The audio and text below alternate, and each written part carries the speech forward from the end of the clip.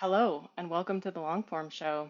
I'm not in my normal chair because today's show is going to start off with show and tell. I'm still not sure if this is going to be part of the Longform Show, if it's going to have to be its own video because it's going to be long. But the first question that I'm answering this week is Nikki on Instagram was wondering if I could put all my favorite decks together in one post because she finds it hard to save the decks and then she loses track of them. So I've put them into categories for you. First category of deck. These are my workhorses. These work with every single person that I read, and I pull them out almost every time. So we have Prisma Visions Tarot, the Cerulean Sequence, and Cosmosis Tarot. These two are by the same person. His name is on here. James Eads. For whatever reason, I really resonate with his imagery, and I find myself going to his decks time and time again. This one took a long time to grow on me. What I find is that I preference a certain tarot deck for a period of time, and then I move on from it. For whatever reason, it's given me what it has to give, and I need a new infusion of information and inspiration. So this used to be my old favorite one. I used to pull this out almost every time. I almost never pull it out anymore. So it may be time for me to give this away, or maybe I'll just keep it because I love it so much and I've used it so much. Um, so this is a tarot deck. This is a tarot deck, and this is a numerology deck. So there's a lot to work from with symbology with those things. What's nice about tarot decks is no matter what deck you're using, you already know the symbolism usually, so you don't necessarily have to pull out the guidebook a lot, which is kind of nice. This deck I love so much, and it's not well known. It's quite an indie deck. I actually got to meet the woman who created it. She's a French woman. I can't remember her name, but she happened to be at one of our Portland street fairs. They had moved to Portland from Europe recently, and I found this at the local metaphysical bookshop, New Renaissance, if you haven't been there. One of the things that I love about this deck is that it has very long descriptions. So if you're new at reading tarot and you don't know how to fill the time, you can literally read pages to people and fill up the time. And then I find that as I read, I have new ideas that come in, new communications. I love the imagery of this deck. I'll show you the imagery.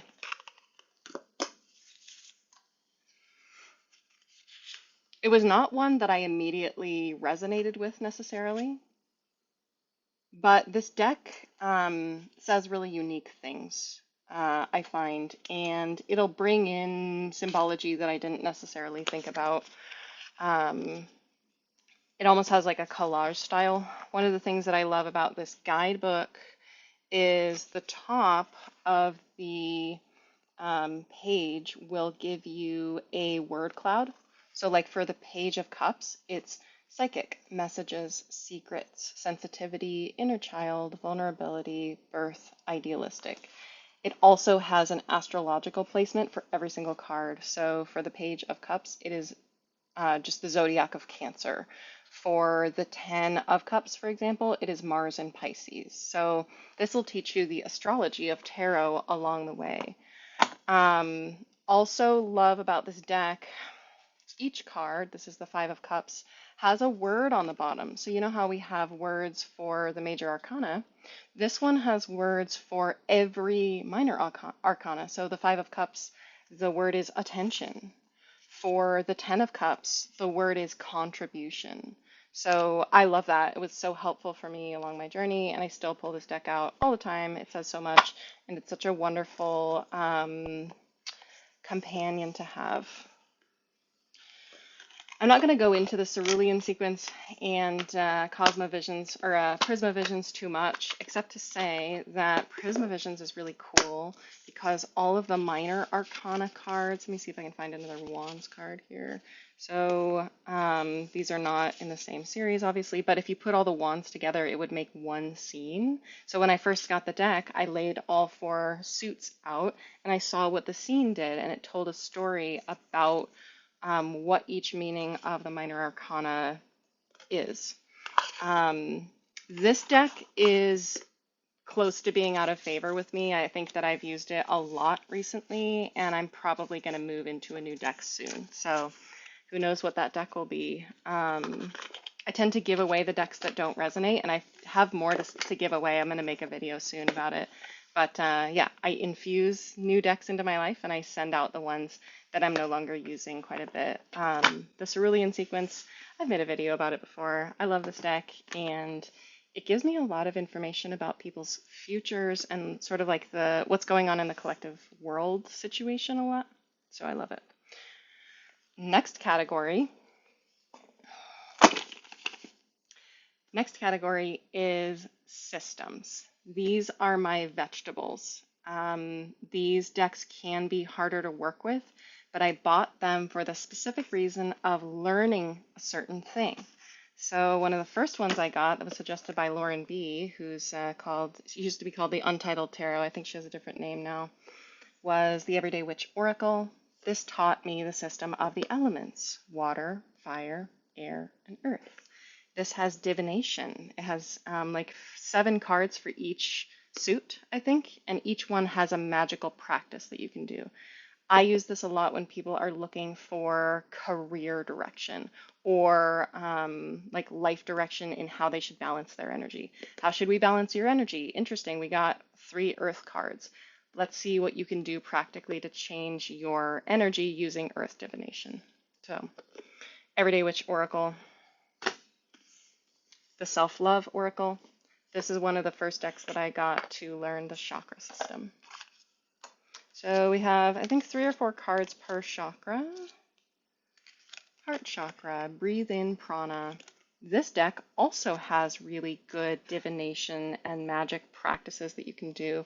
I also use this to assist me when I want to work specifically on someone's chakras and I need some suggestions for how to balance them. Most of the time now I'm pretty good at just reading people's chakras on my own, but this one also is a very loving deck. Lots of great love messages in here. So that one was to learn the chakras. Caroline Myss, archetype cards.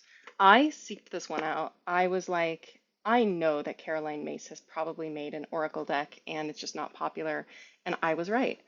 She made an oracle deck for every archetype that she's ever done. This is probably the most extensive deck I have. Let's see how many cards are in this.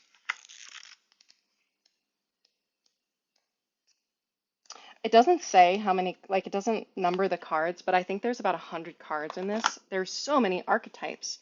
So you can learn archetype symbolism, and she even gave you some blank cards, which I haven't used yet, but I will. The Virgin, the light attribute, because these can be in uprights and reversals. So the way that I use it, I don't know if her guidebook says this. If it's upside down, it's the shadow attribute. And sometimes I get the message that it's both. So for the Virgin, the light attribute, maintaining symbolic purity of heart and spirit. The shadow attribute, fear of intimate union. The Mother, light attribute, nurturance, patience, unconditional love, joy in giving birth to life. Shadow attribute, smothering or abandoning children, instilling guilt in children for becoming independent.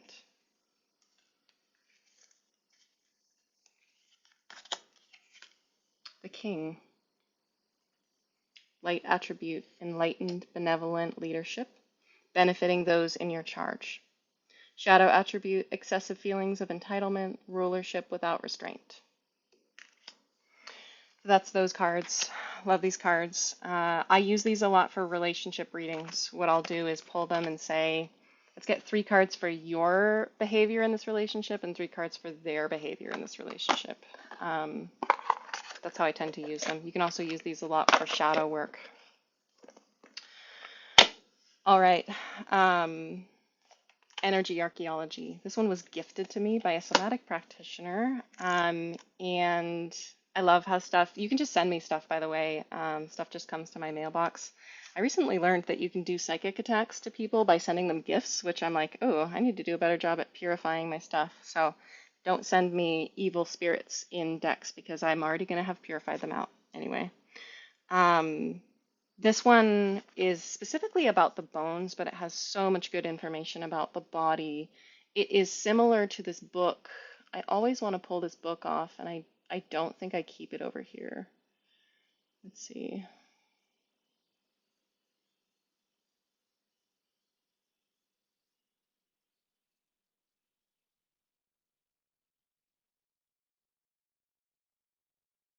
No, there's a somatic book that tells you every part of the body. I got it from TikTok. I'm going to look for it.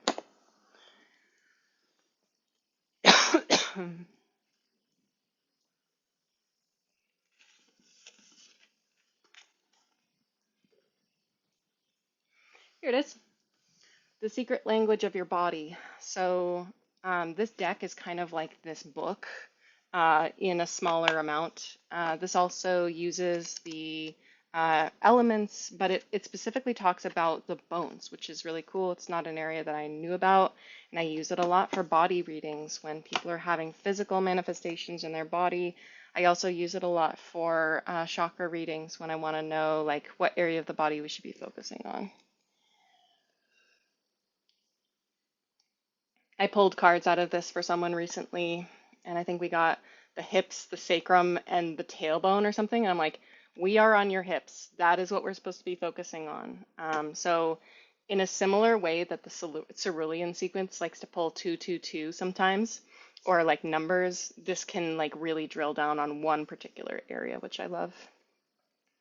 I recently got these from Powell's. I found them I Ching cards.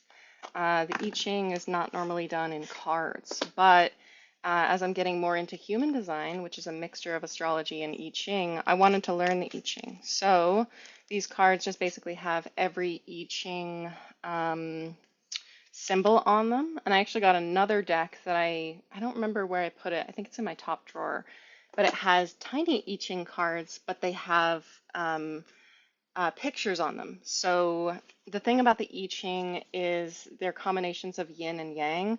So this is the, what is this? This is the most yang card, and this is the most yin card. So it's funny that they're next to each other. Oh yeah, they're 1 and 2. Okay, so I haven't shuffled these. Anyway, the way the I Ching works, it's 6 lines, and it's like all yin, all yang. What is the yin that's in the yang? What's the yang that's in the yin? And so, like, Chun, it's a mixture of yin and yang. And I'm sure if you get really good at these, you can, like, read the lines really well.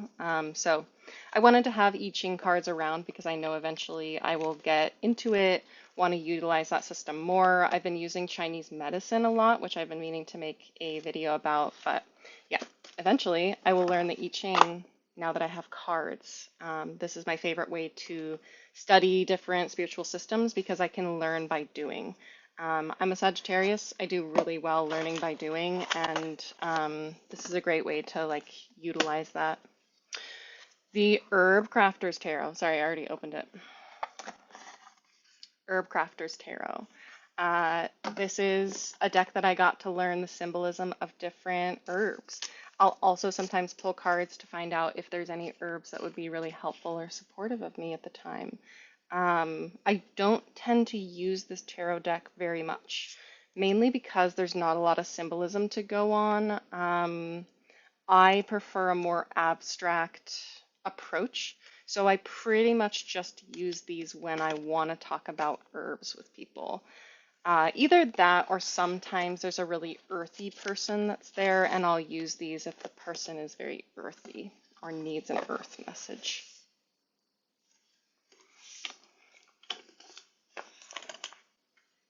Two more systems. The Tree of Life by David Wells. This is for the Jewish Tree of Life. I was introduced to this by Caroline Mace. I so far have not resonated with this. I do not use it, but this is one of those ones I'm going to keep around for when I'm ready to learn this. I assume eventually I will be ready. Maybe it won't be my main system, but I will have this to use when I want to learn it.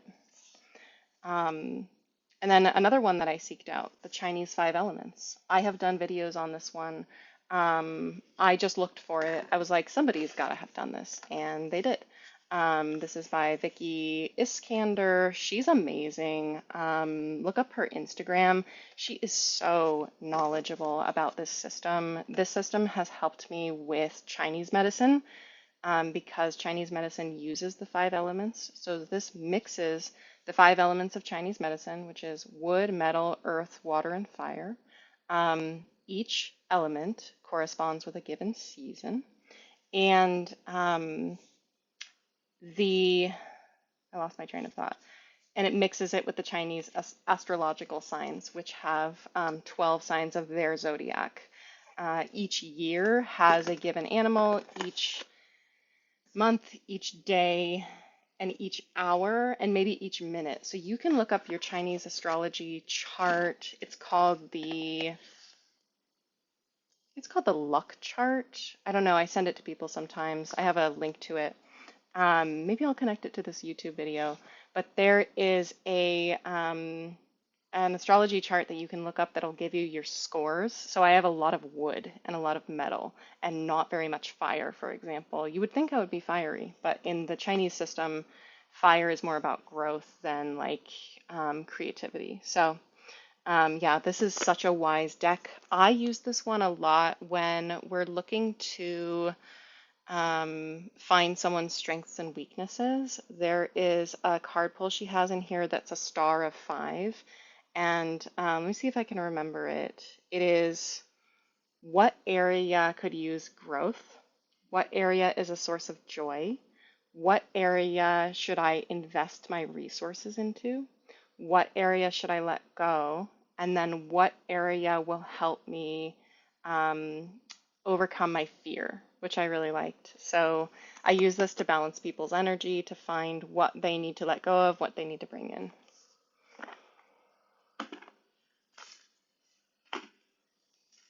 So those are my learning systems. These ones, I'm going to go ahead and call my special case scenarios. I pull these out under special circumstances. This one's called Garden Comrades. It's a very socialist, like gender non-conforming, yeah, revolutionary kind of a deck, and it talks about personalities. So I will pull this out when I want to describe an aspect of personality to someone or an aspect of shadow. Also, I pull this out for people who like the garden because everything in here is like onion or asparagus, but they have cute names. Like, let me pull one out.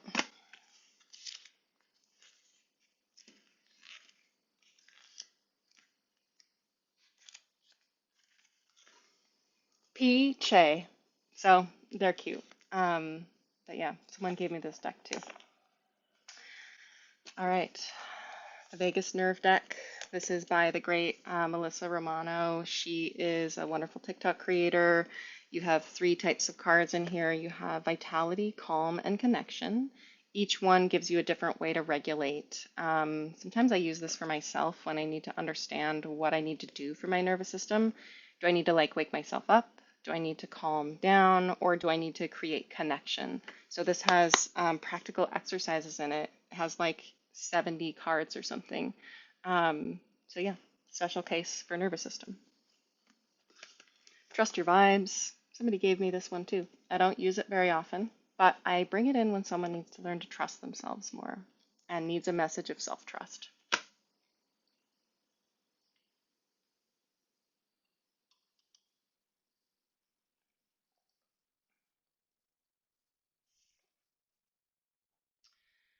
Breaking through the relationship repair game.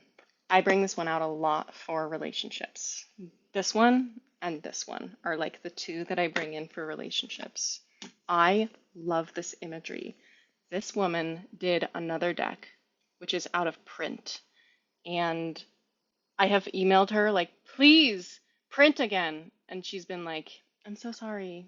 She lives in Ojai, California, which is interesting. It's very close to where I'm from. But this is my most favorite imagery ever. And the cards are very wise as well. I love the writer. This is not an oracle deck. It's a game, relationship repair game. And these cards just came to me at a women's retreat I was at, and then I like sought them out. I looked for them online. So I love this. Very good for relationship dynamics. The wisdom of the shadow. I have talked about this one before. I use this when someone is clearly carrying something or in some sort of pain, and I want to understand what is connected to the pain, what dynamics, judgment. The imagery is really stark and interesting, and like it screams something. Almost every card, resilience, doubt, panic. So I love these cards. I love that they kind of go deep. I love a deck that knows the depths.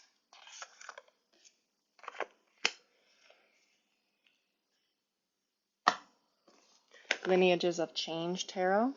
If anyone likes the book Emergent Strategy by Adrienne Marie Brown, she wrote this tarot deck. She wasn't the only writer. There are other writers credited, but she's the famous person that I know. That's why I bring her up. Inside of the box says God is Change, which is cool. This is a really special deck. I bring it out when we need indigenous wisdom, when we need like rootedness, rooted wisdom. This also has herbs in it. Shepherd's purse, hops, gentian, and they're connected to each card, which is cool. I don't connect particularly with the imagery, but I love this writer, and so that's why I got the deck. And I use it fairly often, maybe once a week. But yeah, this is very good for ancestral magic and rootedness, and something's coming in. Specific word.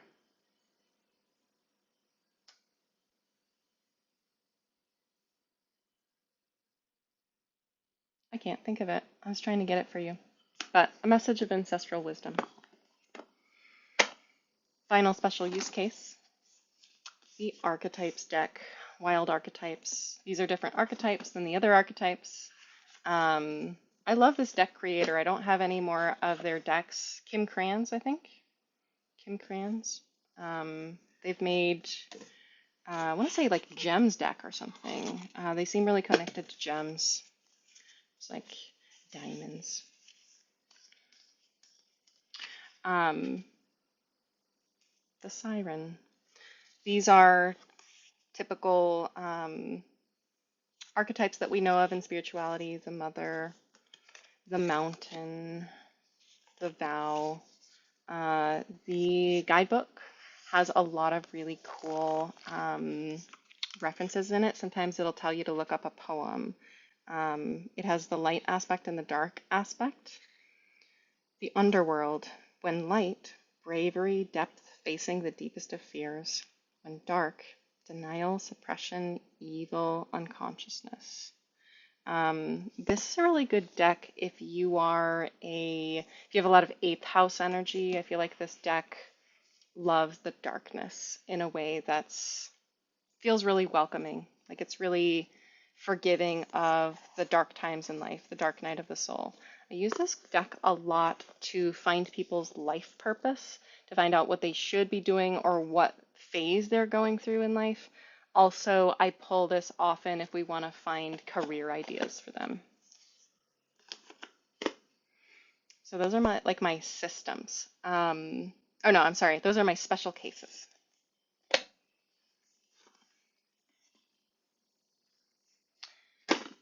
These are messages from the masters and the special beings. So This one was gifted to me. This is by Cher. I looked at the imagery and I was like, no, I don't think this is for me.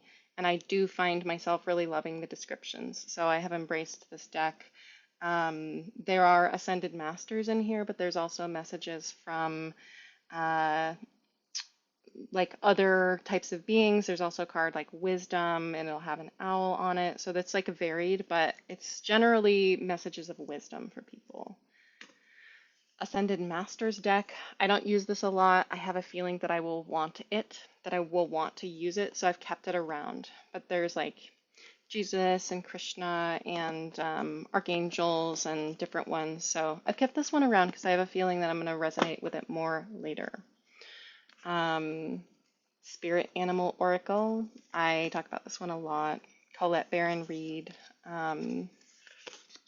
She is just an amazing writer, and I actually love having this around because sometimes I'll be given symbology. Like recently, I was given the symbology of the snake, and then I can look up the snake in this and be like, what does the snake mean? So this has a lot of cards. I want to say like 80 cards, 70 to 80 cards, and there is an upright and there's a reverse. So there's a lot of different messages that want to come out. The reverse is the protection message, and the upright is the ascended message or the oracle message. I bring this out when I want to know what qualities to inhabit in your life right now. What qualities can you inhabit in order to have an easier time or to like grease the wheels in your life? I also bring this out just to send messages of love. Can we get a message of love from Spirit? Because these are very loving cards. Second one from Colette Baron Reed. I don't use this one as much. The Goddess Power Oracle, special messages from the goddesses. So this is awesome to have around if someone mentions Hecate, and you're like, huh, what's Hecate? And you look up Hecate. I've used that a lot. Persephone came up recently. Actually, not recently. It was like 6 months ago. And I was like, I want to look up Persephone. So that's why I have this one around. Again, I don't use it that often. I use it when women need to heal their feminine, usually, or when they need to rest.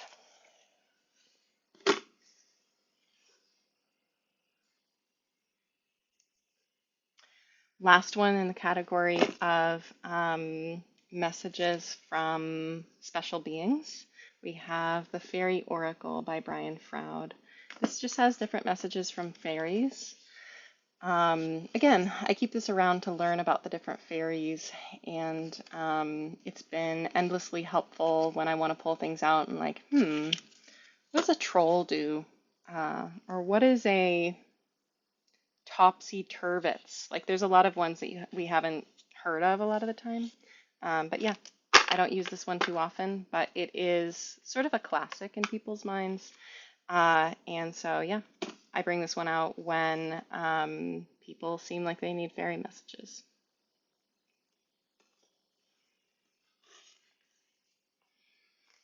These ones are my earth decks. Now, some of the other ones I already showed you are earthy. These ones are specifically when I need like Mother Earth. So, Sacred Earth Oracle. This one has a lot of shadow messages to it, like what's going on in your shadow. Renewal, surface, dependability. I use this one a lot to bring grounding, to bring a message of healing, of looking at the self, of composting sometimes. There's a lot of like womb energy in this deck. Haven't used it as much lately, but it's really beautiful and yeah, brings in a nice earthy presence. I would describe this one as like grandmother love. There's a lot of animals in this one. It's very feminine, and it's basically like, here's how to send a message of love. I give these sometimes when people are crying, when they're having a really emotional time, and just like a message of deep compassion for their experience. The Goddess Love Oracle. This one has a lot of indigenous feel to it as well. And then finally, the Green Witch Oracle deck. kind of speaks for itself. This is a newer one for me. I often pull cards when I'm like, how can I help myself today? I got the sun yesterday, and I was like, that's funny, the sun's not out.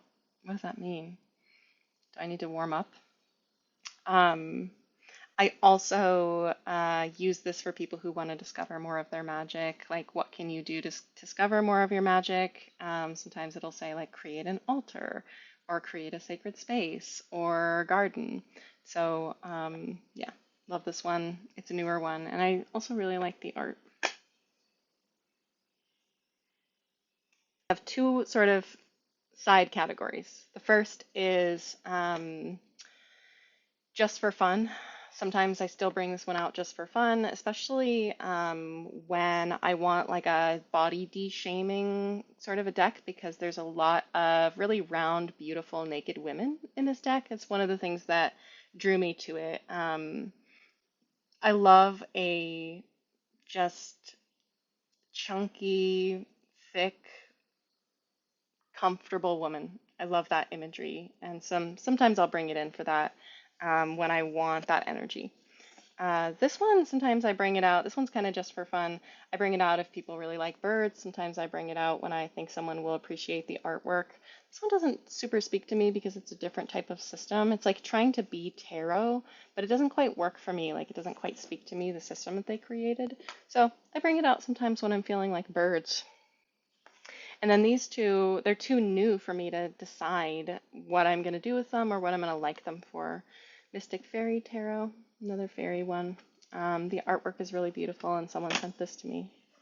And we have the Dark Wood Tarot. I've used this like once or twice. Maybe this will become my new deck, who knows? But again, someone sent this to me. Really appreciate them sending it. And I've used it a little bit for like darkness message. So yeah, not sure what category those are in yet, but those are pretty much all my decks. So now you've seen all my decks. Let me know which decks I should get next. I'm always getting new decks. What are the decks that you love? Love to hear about it. And hello, and welcome to the long form show. Hopefully the audio is okay without my headphones. It's gonna have to be. All right, question number 1. Zoe on Patreon. Your political intuitions about the next 10 years in the US have been very uplifting for me. I continue to worry quite a bit, however, about climate change, and notice that your intuitions for the future seem to not touch on this much. And I wonder how the consequences of government corporation interaction in an ever worsening conditions globally play into and alongside the hopeful shifts in the coming years that are very specific to US politics. Such a thoughtful question. So, if you didn't know, I give political intuitions and future predictions sometimes for the political situation. I used to do that a lot on my normal social media channels, and I've actually stopped doing it so much. Sorry, I was totally distracted by the orbs behind me. There's a lot of orbs in here sometimes. So if you didn't know, I give political intuitions, but I've heavily moved that onto my Patreon. So every so often, usually every 1 or 2 weeks, I will give a political read on what's going on. And there's a few reasons why I moved it to Patreon. One of the reasons is because I wanted to do it for longer. I usually need a lot longer to describe what I need to say. So those videos are longer than they used to be. And I find that I can say what I want to say instead of having to censor my words. So a lot of the time, like when I give political intuitions, I can give the concept that I want to give, but I can't say the actual words. There's so much political suppression right now. And so I would just say, if you're someone who wants to receive my political intuitions, just join my Patreon. It's the middle tier of offering that does the political intuitions, and obviously not everyone can afford, so I give the most important things usually still on my regular channels. But if you really love that part of my offerings, I give more detailed stuff, and I talk about things that I might not feel comfortable normally talking about. So yeah, I do that on my Patreon. And there is a reason why I don't talk about climate change more often, and that is because I am not super worried about it. And it's because of my vision. So Spirit is very clear with me that we are very protected environmentally, that climate change is real, obviously, but there are a lot of forces at work that are helping humanity work on climate change. There are forces that are working with the oceans. There are forces that are working with the earth and pollution that are influencing our leaders to enact more laws. And importantly, that technology is going to be developed to help us capture more carbon.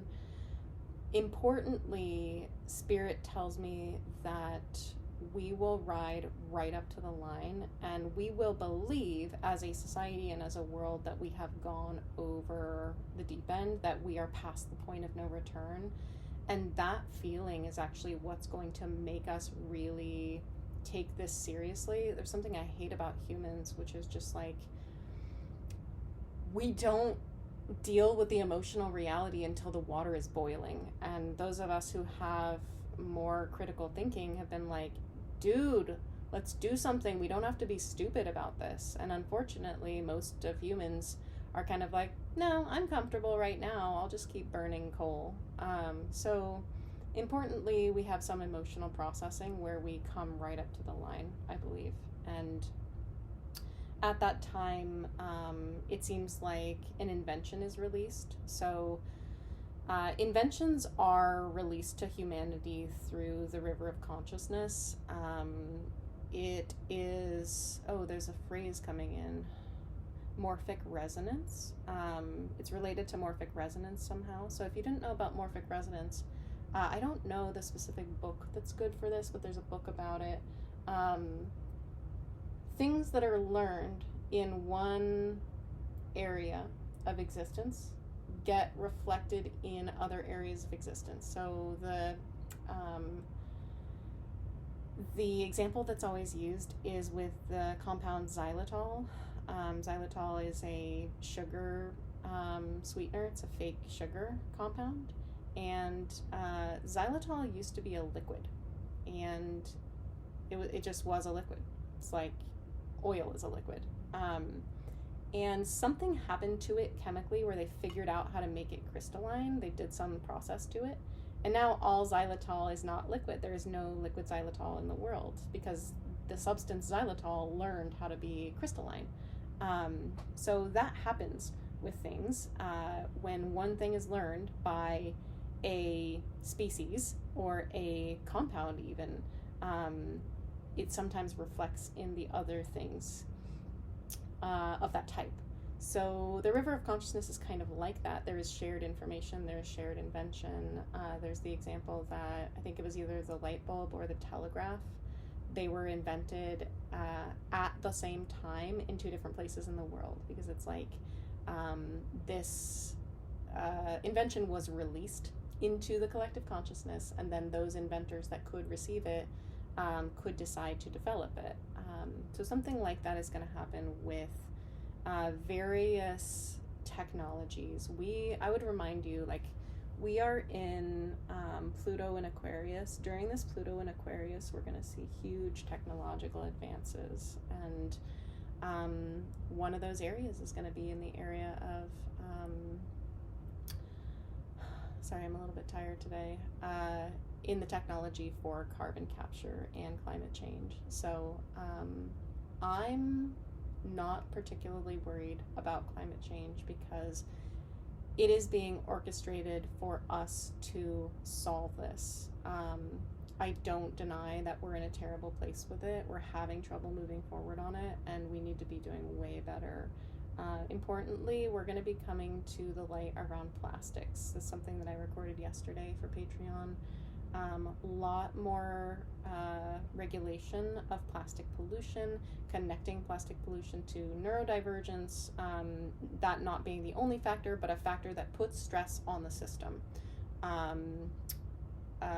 Plastic pollution being connected to infertility and also cancer. Particularly, it seems like colorectal cancers. So, ChatGPT is going to be used to connect a lot of these things, and that's one of the main ways we're going to be using AI, is to connect large amounts of dots and to comb through large amounts of data. That's a really good use of ChatGPT.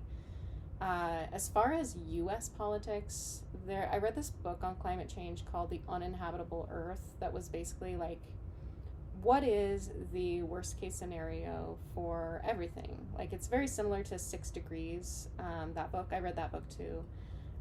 But it's more like alarmist, and it's kind of like disaster porn for climate change.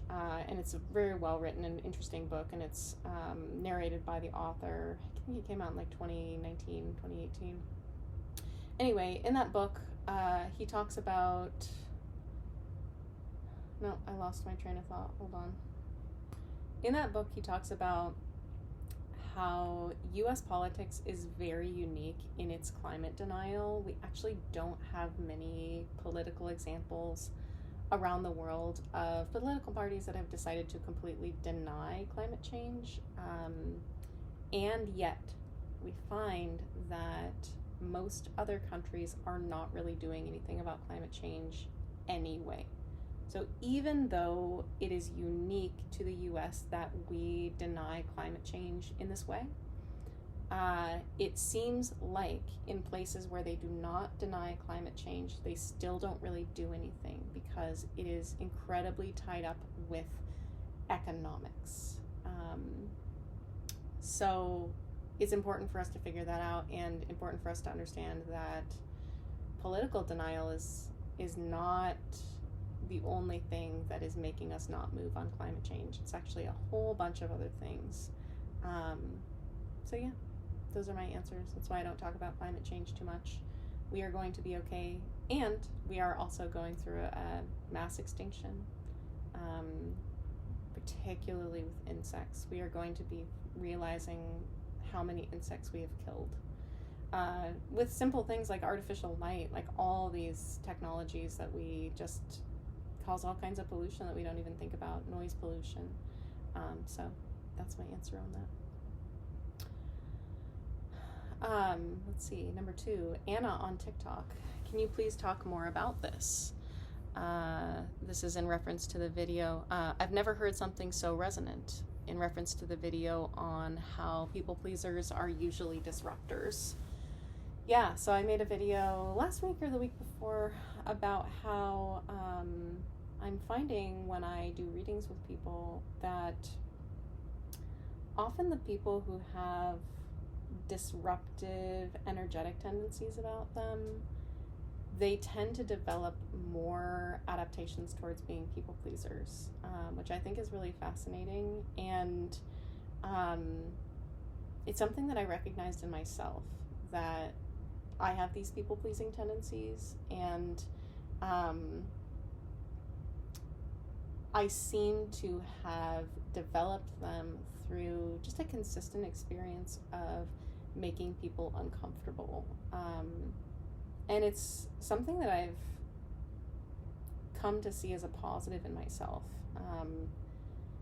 I really have to be in situations and dynamics where my tendency to like get deep with things is deeply respected and deeply valued, because I am like the first person to rock the boat always. If I'm in a group dynamic where people don't want to hear the truth, they don't want the shadow to be uncovered kind of a thing, then they will not value me. And so yeah, I just had, this experience growing up, like everyone wanted to hide and pretend, and I developed these adaptations of like, oh, okay, I make people deeply uncomfortable just by being myself. And it sucks because I felt that before I even knew myself. So I was developing this adaptation before I had really even developed a personality.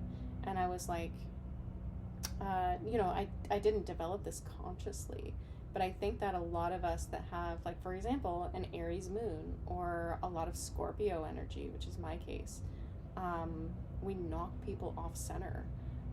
We can take up a lot of space. We can be really magnetic, and that will naturally irritate people. It will irritate our parents.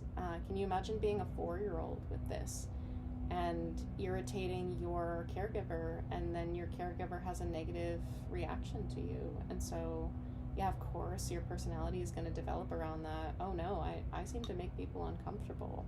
How can I hide myself in order to get love?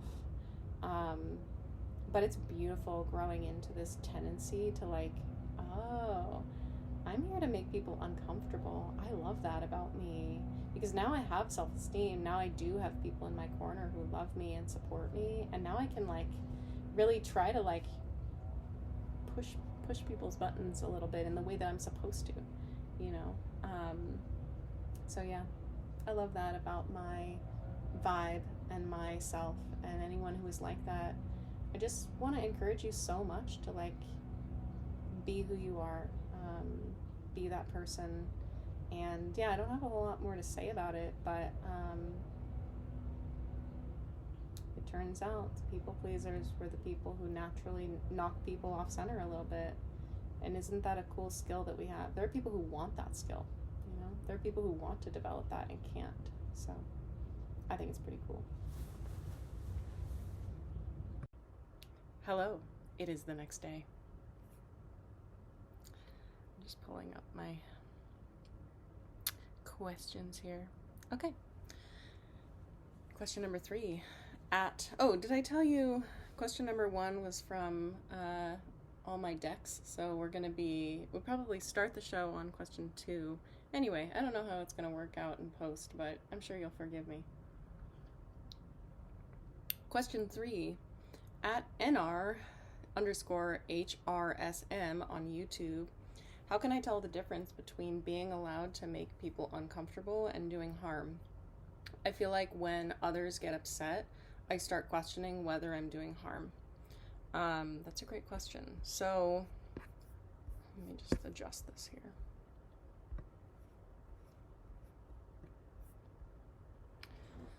I have a suggestion for you. So this came from a video where I was talking about how people pleasers tend to be people who are already disruptors. They're kind of already people who cause disruption to others. And I have a theory that those of us who have disruptive energy, who have incisive energy naturally, we develop more people-pleasing tendencies because we are like that from a very young age. And so we have adaptations to deal with it. If you don't have disruptive energy, you don't particularly have to develop adaptations. Or if you have disruptive energy, then you better hope that you have parents that reinforce your self-esteem and autonomy. And if you don't, if you have shaming parents or punishing parents, then you're going to need some emotional adaptations to deal with that situation. So I have a suggestion for you, because it can be really hard when you're interacting with someone and you're speaking your truth and they don't like that and they're very hurt by that. It can be hard to tell if, like, am I out of line here? Am I being abusive? Especially if you're used to your domain. You have made your domain other people's emotions, so you have made yourself responsible for other people's emotions, reactions, etc. You will feel like, oh, that was my responsibility to make sure that they were emotionally okay. Again, tracks back to childhood. Your parent may have made you emotionally responsible for making their emotions happy. But I have a suggestion for you. Instead of trying this out in a situation that you really need to speak your truth or you need to have conflict, I would suggest you test out making other people uncomfortable in a very small way. Here's what I think you should do. At a moment that you would normally give a happy face or give an inviting, welcoming vibe to someone else, instead give flatness. So can you imagine that? Like, I'm trying to think of a situation where I would normally have to do that. Usually when I'm meeting someone or I'm greeting someone in a social situation, you could test it out on people that you already are in close relationship with. Depends for you. If you think this would be easier with people you don't know, then do it with people you don't know. So here's how that would look. Hi, welcome to Kmart. Kmart doesn't exist anymore. Hi, welcome to our store. How are you doing today? Fine. Right? How uncomfortable is that for someone who has a lot of people-pleasing tendencies? I'm doing just fine. Where are the hammers? You know, you are not causing harm in that moment, but I bet you will feel anxiety about that. So the exercise here is to make you feel uncomfortable, to recognize your own anxiety when you do not make other people actively feel comfortable. I loved, someone made a video the other day that said, we're not people, women are not angry, they're just not actively making men comfortable. So that's what I would suggest you practice with is, how can I give a flat response when I would normally give an overjoyed masking response? That way you can get used to making other people feel uncomfortable in a place where you know you're not doing harm. You know that you are not doing harm to someone if they are just like, whoa, that person was kind of flat to me. I expected them to smile at me and they didn't. That is not actively causing harm. That is you being able to let other people be slightly perturbed or slightly like having a weird reaction to like the fact that you weren't overly effusive. So that's my idea for you. Question number 4, Carla on Patreon. Do you have thoughts and insights on bullshit jobs from David Graeber and how soulless jobs harm the collective? I have not read bullshit jobs. I did read Debt, and Debt was good. People have asked me about bullshit jobs a lot. I think it's because I'm someone who cannot do that. Like, I am allergic, and a lot of the time people come to me for readings because they've been in bullshit jobs for a long time and they need to get out of it. And I have advice on how to be a free spirit. I don't sometimes have good advice for people who are transitioning out of a bullshit job because I've just never had the experience of being able to be in them for 1 minute. They just immediately destroy me, and I am grateful for that I have no tolerance for it. I think bullshit jobs are incredibly harmful to our society. Pretty much every job, I think, is a bullshit job. I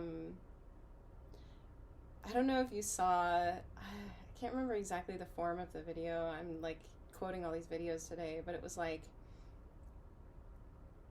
when the apocalypse happens, oh no, who's gonna be the project manager? Who's gonna be the marketing consultant? Like, none of these jobs are real. Like, who's gonna carry buckets of water? So yeah, I think we're all feeling that feeling that like all of these jobs are incredibly derived, and there are all these layers of management that don't need to exist. Like, it's such an outmoded form of society. And yeah, in my research of like community building and economy building, like, I'm very interested in how we can remake our economy in a way that is useful and like has longevity and is healthy for people. One of the things is that if you're doing something that's not directly connected to your own survival or directly connected to something that your heart cares about, it tends to be pretty bad for people, or that's at least my view. So like if you're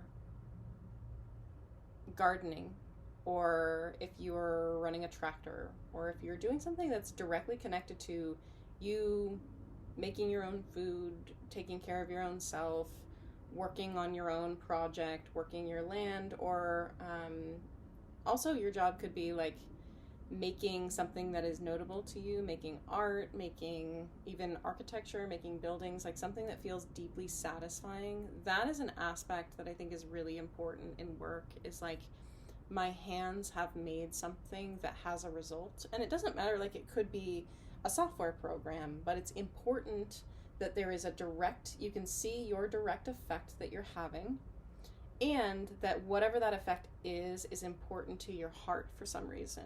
It could be important to your heart because you are literally making food for yourself, or it could be important to your heart because you feel like you're helping society, or it is a area that is important to you. Maybe it contributes to a body of work for you, or you feel like you are directly helping someone. I think that's how my boyfriend gets along in life, is he has a job that is in social work that is very like, the system isn't working, and how can I be one person that kind of helps to make the system work a little bit better, but it's essentially a broken system. I think the way that he sort of gets around that is he gets to see his effect on people. He gets to see himself help people and advocate for people every single day. And I think that that really gets him through. So any job that is just like, I fold up envelopes and then put them on this cart, or I, assemble something the same way 60 to 80 times a day, like, those are the soul-sucking bullshit jobs. I think those are the best jobs for us to have AI do. But yeah, jobs are very bullshit, and they don't need to be. It has always fascinated me. It has never for 1 second made sense to me, even as a kid, when people said, like, we need to create jobs. It always occurred to me to be a statement that's akin to saying we need people to dig holes and fill them back in. And I have always seen it as just like, no, we don't need to create jobs. Like, we need money. I think people need money. People don't need to do work that we don't have for them. That's stupid. We don't need to create more work. In this society, the best way to create jobs would be to do a job so inefficiently that you would need more people, you know? And so whenever a politician says that they're creating jobs, I'm like, oh, okay, are you like doing things that don't need to be done so that people can be employed? Like, possibly. Also, the way that the society runs, like, there's never any money to do the some things that are truly meaningful that cannot be made into a business model. So this is taking care of anyone who cannot pay for it, people who don't have housing, people don't have money for childcare, or whatever it is, anything that cannot harvest more money out of people. But also investing in education. We've gotten incredibly bad at investing in anything that builds people up. All we have become is an extractive society. Really fascinating to learn more about after the 2008 financial crash. A lot of the money that was infused into businesses and companies was not reinvested into like infrastructure or making more anything, like anything that would have deeply invested in the rootedness and foundation of business. That's not what it was invested in. It was invested in just like short-term gains, just like, and for the same reason that the general populace, like, everybody feels the same way, which is, it's probably going to be economically worse in the future. I don't think people are going to have money to buy our products, honestly. So instead of building a factory, let's do stock buybacks. Like, let's make a short-term profit here. The economic system is breaking down. The entire economic model is breaking down, and we are reckoning with that. what's cool is for those of us who are at the bottom of the power structure, financially, is we are not economically invested in this going right. And so we're just kind of float on top of the water level until the calamity has figured itself out. Yes, people are going to suffer during this time. All kinds of things, healthcare, Medicaid, a lot of hospitals are going to close. And that will create the backlash for all the reforms that are needed. We're going to have some serious workplace reforms, but I think that it's going to be a longer period of time. I think healthcare will get figured out fairly quickly. The country will finally get in line with nationalized healthcare. Workplace stuff, it's going to be a little longer, because capitalism has to go away for us to figure out this jobs thing. But I think eventually we'll have something that looks like UBI. There's no way we can't, which is really great to hear, because it means a lot of us are not going to have to work at our bullshit jobs so much anymore. And once you have UBI, a lot of reasons for creating jobs we can stop putting our energy towards that and finally say, yeah, we just don't need people to do this job. Like, it's stupid. Stay home. Like, isn't it crazy that they just won't admit that for the most part we have such good technology that, like, yeah, people can like hang out at home and like play video games all day. Like, that's not the best thing to do with your time. Write a book, create community. Those are better things. But they won't admit that it's actually better for us to stay home and like not pollute the environment by driving our car to work. Like, they won't admit that. They would rather us like break our backs, have a job, be unsatisfied, be tired, like all these things. They would rather do that, even though it's a net negative, even though it's worse for us to actually go to work. Like, it drives me crazy. So yeah, that drives me crazy. And I'm really grateful that I could never do a bullshit job. It does mean that I suffer more than other people because I just can't, for any moment, do anything that's not aligned. So I've had a more difficult path because I have to create really unusual situations. But once I create the unusual situations, like, I do pretty well. I'm pretty okay. I'm pretty good at employing myself. So that's what I think about that. And I'm so glad none of us are going to have to do bullshit jobs in the future. Let's see.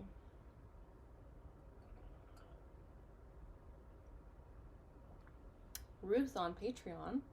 I've been thinking about the concept of container building and people who are particularly good at doing that within therapeutic groups. For myself, I'm wondering how I might create a safe container to process and feel my difficult feelings. Anger, grief, confusion, sadness. Any ideas or personal experiences with this? So I'll give you a helpful vision that was given to me by David Daida, he mostly writes on divine feminine and divine masculine. And what he said in this talk is, well, he said there are three things. There's spirituality, therapy, and then yoga. Spirituality is not going to come into this, but spirituality is basically about alignment and transcendence. So you can be spiritually aligned and still be very traumatized, for example. Therapy is the idea that we would try to create function. We would try to restore function through the use of varying techniques within a safe environment. So, importantly, therapy is done in an environment that is protective, that is specially protective, so that we can open up some things that aren't working, and like iron them out, basically. Yoga is also a therapeutic technique, but yoga is not necessarily about restoring function. It's just about opening. It's about restoring flow. Yoga, not just like exercise yoga, but just yoga as a general principle, is the idea of opening up to what is, to be to the messy, to be messy. People who are really good at yoga haven't necessarily been to therapy. That's why you can have all these amazing gurus who can be so good at yoga and so good at opening and who can teach, but who are fucking crazy and they're addicts and they're emotionally toxic. People confuse those things. So, yoga, importantly, is done in environments that are not protective, not safe. Anything could be going on. You'd be in a class. Yoga is especially there for us to learn how to open in an environment that is not necessarily protected, because yoga is just about being messy intentionally and learning how to deal with the messiness, where therapy is about specifically trying to restore function. And so it is not about being in a messy environment that cannot be controlled. Does that make sense? So when we're healing, we must do both. Our society is not very good at the yoga part. We don't have as many places to practice this, though there could be like an ecstatic dance class, or you could go to contact improv, or you could go to an acting class. All these places are places that you can emotionally express. But as you've said, they're not safe. They're not protected environments. So what you're looking for is a place where you can express your emotions within a container that is safe. You're describing more of therapy to me. My experience, because I have the same thing, I have a lot of suppressed emotions. I need to figure out how to express my emotions, but I don't know how to deal with it in real time in a messy environment. It's not super helpful for me to do this within therapy because it's not a real life scenario, and so it's not like a moment to moment. Like, I can bring anger, I can bring sadness, but I want to figure out how to bring anger or sadness in real time, right? So I have had ideas. I haven't practiced them. My main idea is to gather a group of people who would be willing to do a role play with me. Sometimes therapy groups will orchestrate this. They'll have like a chair system where I think it's done mostly in family systems where different people will play different people in the family. But you could create this if you have friends. Get together a group of friends and say, we're gonna do a role play where I act out my anger, I act out my sadness in real time. That is a marriage between a safe environment and a messy environment. I think that it's still erring on the side of a safe environment. You may also create a somewhat safe environment by just announcing to your friends, hey, I'm going to try to express more anger in real time, and it might go badly. But just like hang in there with me. I don't know how this is going to go, but like I'm practicing this. You could try that. But yeah, there are not that many safe containers that have been created by therapy groups, etc., for us to practice this. And I think it's really important. But I think more practitioners are going to create this over time. Yeah, I think there's a real need for it. And I hope that the way I explained it, maybe you got some ideas of your own of how you might create this container. But yeah, I go to a lot of therapeutic groups, and they're not usually places that it's as easy to express real emotions in real time, because a lot of the time people have bad reactions to that for their own messed up toxic reasons. So that's what I think. Question 6 at mill137 on YouTube. I'm interested in how you cultivated your skills in reading haunted spaces. I have many experiences in which I could strongly feel that spaces were haunted. Yeah, so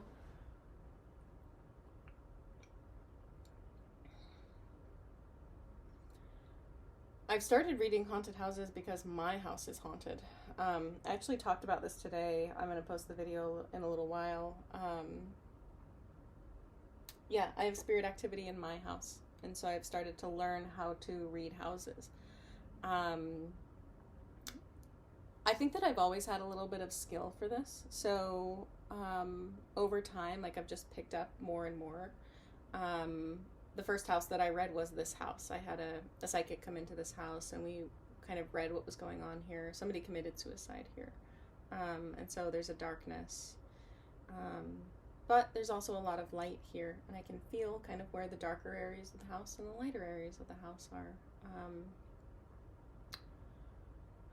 Question is like, how did I cultivate my skills?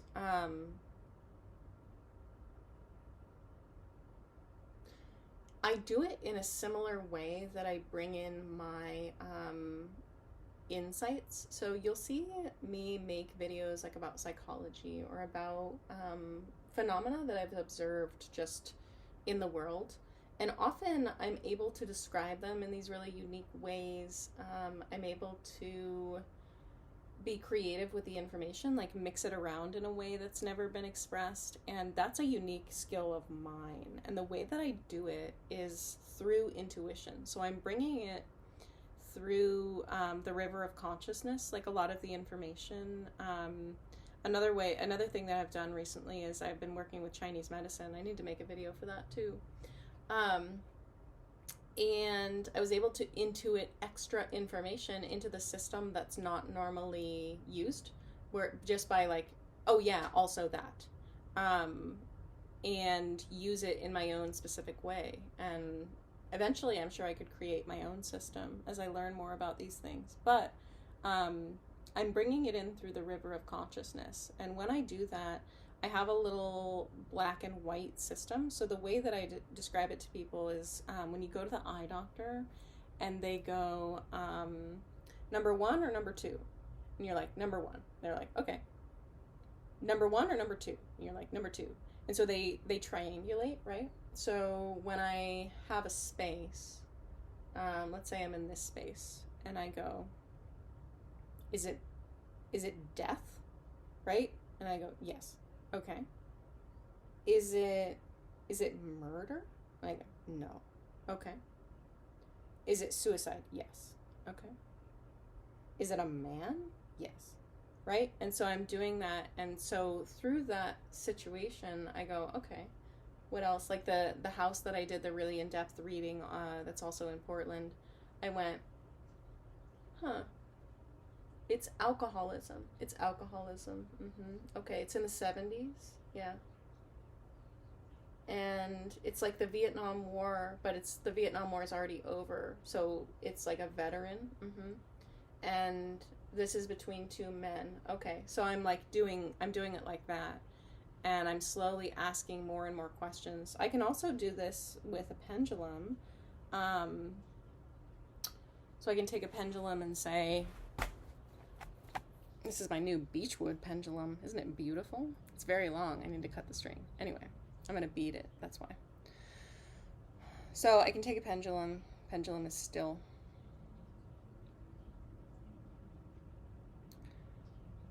The house over in Portland that I read with the pool underneath the deck, that house is haunted due to a murder.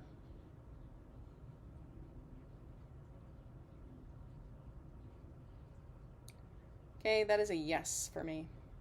My yes always goes back and forth.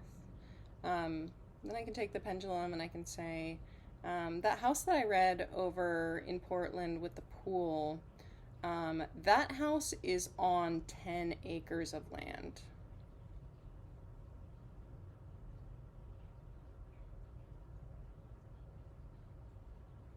Okay, pendulum goes in the circle.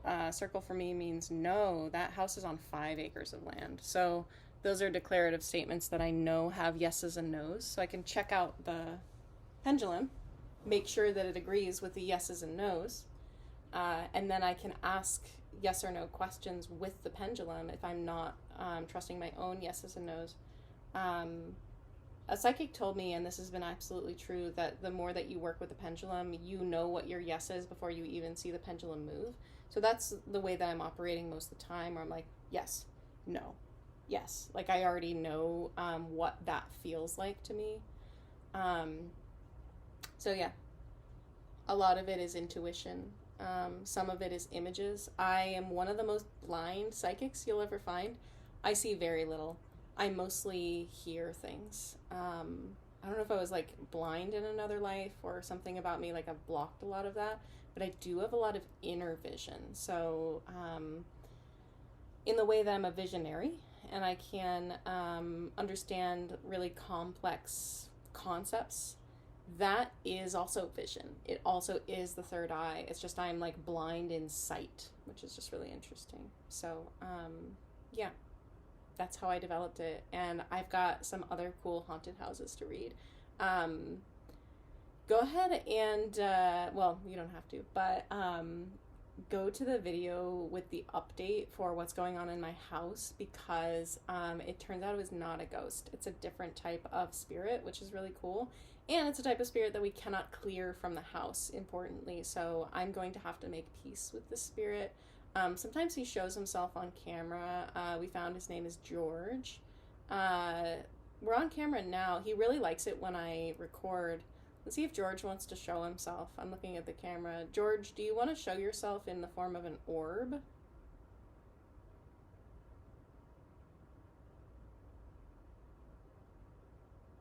Nope, doesn't seem like he wants to show himself. But if you see orbs flying around me sometimes, often that is George flying around this room. So, yeah, I live a very magical life today. It's very strange, but it seems like no mistake that a psychic ended up in this house and was able to like determine what the hell is going on here. And now I'm really glad that I don't have to be afraid. So that is all. I hope you enjoyed the long form show, and we'll see you next time.